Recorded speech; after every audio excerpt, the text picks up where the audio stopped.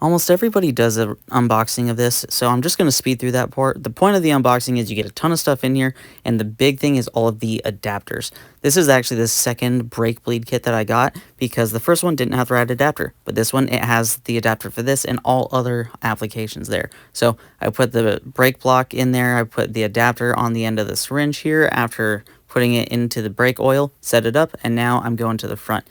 Here, you just want to make sure that you have the screw facing upwards so that you're not spilling any oil out. And then there's another adapter for the funnel. And the funnel on this one, I actually like a lot. This one is clear. Other systems have it as a yellow one, so you can't see it fill up. But here you can see the fluid filling up in the funnel there. And then on the syringe here, we can see the bubbles coming out of the system. These brakes were super spongy, and being able to do this kit at home made these so nice and responsive.